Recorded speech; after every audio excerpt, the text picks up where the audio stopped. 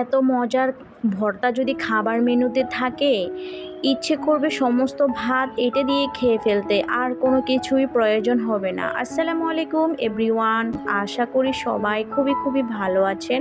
আজকে আপনাদের মাঝে আর একটি লোভনীয় স্বাদের ভর্তা রেসিপি নিয়ে হাজির হলাম। আশা করি আপনাদের খুবই খুবই ভালো লাগবে। চলে যাচ্ছি মূল রেসিপিতে। প্রথমে আমি এক পিস কাতাল মাছের এক টুকরো মাছ নিয়েছি, তারপর নিয়েছি পেঁয়াজ, কাঁচামরিচ, রসুন, ধনিয়া পাতা। এখন আমি সব কিছু একসাথে কেটে নিব। প্রথমে পেঁয়াজগুলো আমি কেটে নিয়েছি, তারপরে কাঁচামরিচ। এখন আমি রসুনের কোয়াগুলোকে আমি খোসা ফেলে নিব। আজকের ভর্তাতে আমি একটু রসুনের পরিমাণটা একটু বেশি করে অ্যাড করব। আপনারা চাইলে আরেকটু কমিয়েও দিতে পারেন, তবে রসুনের কোয়াটা যদি আপনি বেশি অ্যাড করেন খেতে ভীষণ লোভনীয় হয়, আর রসুনটা খুবই ভালো স্বাস্থ্যের জন্য। সেজন্য আমি সবসময় রসুনের পরিমাণটা সব কিছুতেই বাড়িয়ে দিই।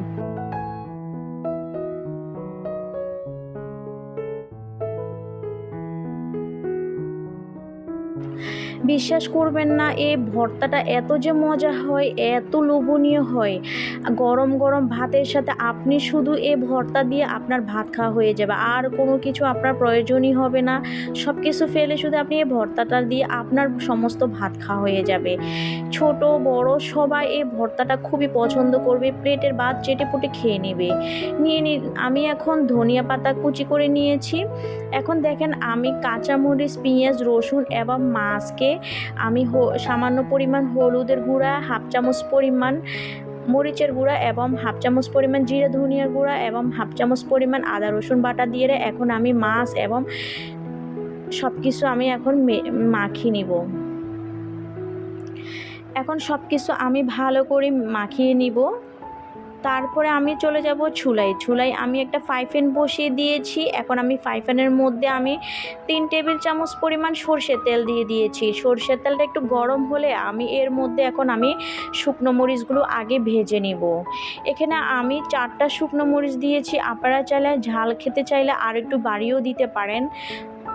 এখন আমি মরিচগুলো ভাজা শেষে তুলে নিব প্লেটে। তারপরে আমি মাছ এবং রসুন, পেঁয়াজ, কাঁচামরিচ সব কিছু ভালো করে ভেজে নিব। মিডিয়াম টু লো আছে এগুলো আমি ভেজে নিব। তারপর আমি এগুলোকে একটু নেড়ে ছেড়ে সুন্দরভাবে ঢাকনা দিয়ে ঢেকে দিব, যাতে মাছ এবং রসুন, পেঁয়াজ সব কিছু ভালো করে ভাজা হয়ে যায়। সবাই শেষ পর্যন্ত দেখতে থাকুন। এর মধ্যে আমি এমন এক উপকরণ অ্যাড করব, এই ভর্তার টেস্ট আরও দ্বিগুণ বেড়ে যাবে। বিশ্বাস করবেন না, যারা এই ভর্তাটা একবার বানিয়ে খাবেন দেখবেন ইচ্ছে করবে বারবার শুধু এই ভর্তাটাই বানিয়ে খায়।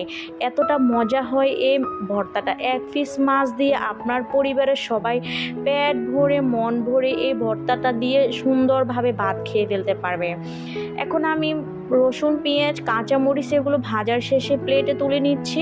মাছটাও আমার একেবারে সুন্দরভাবে ভাজা হয়ে গিয়েছে। আমি অতিরিক্ত ভাজা করব না। তারপরে আমি যে ধনিয়া পাতা কুচি করে রেখেছি, এখন আমি ধনিয়া পাতাটা একটু তেলের মধ্যে ভেজে নিব। এতে ভীষণ লোভনীয় হবে ধনিয়া পাতাটা আপনি যদি সরষের তেলে ভেজে নেন।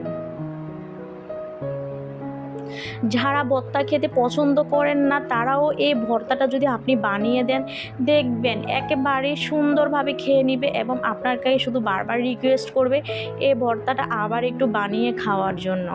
এই ভর্তা এত মজা হয়, এর স্বাদ আপনার মুখেই লেগে থাকবে।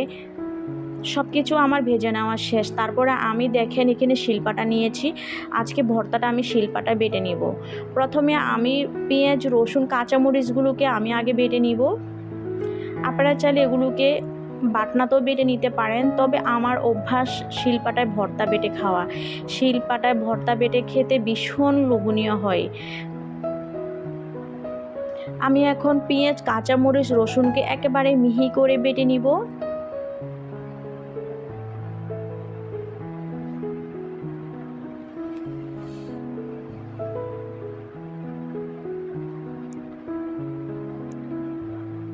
পেঁয়াজ, রসুন, কাঁচামরিচ বাটার শেষে এখন আমি যে মাছটা ভেজে রেখেছি ওই মাছটাকে আমি বেটে নিব। এখন আমি মাছটাকে কাটা বেছে তারপরে আমি একেবারে মিহি করে বেটে নিব। দেখেন এই মাছটাতে অতটা বেশি কাঁটা নাই, তাও ছোট ছোট কাঁটাগুলো অবশ্যই বেছে নিতে হবে, না হয় খাওয়ার সময় গলায় আটকে যাবে, তখন আরও বেশি বিপদে পড়ে যাবেন। সেজন্য একটু ধৈর্য সহকারে কাঁটাগুলো বেছে নিতে হবে। দেখেন আমার মাছের কাঁটা বেছে নেওয়া শেষে এখন আমি মাছগুলোকে একেবারে মিহি করে সুন্দরভাবে বেটে নিচ্ছি। আশা করি আপনাদের আমার আজকের এই সহজ ভর্তা রেসিপিটা আপনাদের খুবই খুবই ভালো লাগবে। তারপর আমি যে শুকনো মরিচটা ভেজে রেখেছি, এখন আমি মরিচটা বেটে নিব, কারণ মরিচটা একটু শুকনো টাইপের, সেজন্য এর মধ্যে যদি আপনি একটু পেঁয়াজ দেন তখন একেবারে সুন্দরভাবে মিহি করে বেটে নেওয়া যাবে। আমি সামান্য পরিমাণে একটু পেঁয়াজ কুচি দিয়েছি, সুন্দরভাবে বেটে নিয়েছি। তারপরে আমি এখন ধনিয়া পাতাগুলো বেটে নিচ্ছি। ধনিয়া পাতা অ্যাড করলে এই ভর্তার টেস্ট আরও দ্বিগুণ বেড়ে যায়, এত মজা হয়, এর স্বাদ মুখে লেগে থাকে। তারপর আমি যে পেঁয়াজ কুচি করে রেখেছি, এখন আমি পেঁয়াজ কুচিগুলো বেটে নিব। দিয়ে দিব আমি হাফ স্পুন পরিমাণ লবণ। লবণটা আপনারা একটু চেক করে দিবেন, কারণ লবণ আবার বেশি হয়ে গেলে খেতে ভালো লাগবে না।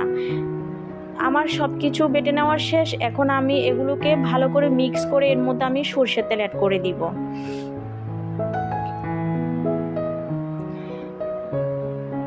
এখন আমি এর মধ্যে 1 চামচ পরিমাণ আগে সরষের তেল দিয়ে হাত দিয়ে ভালো করে এগুলোকে মেখে নিব।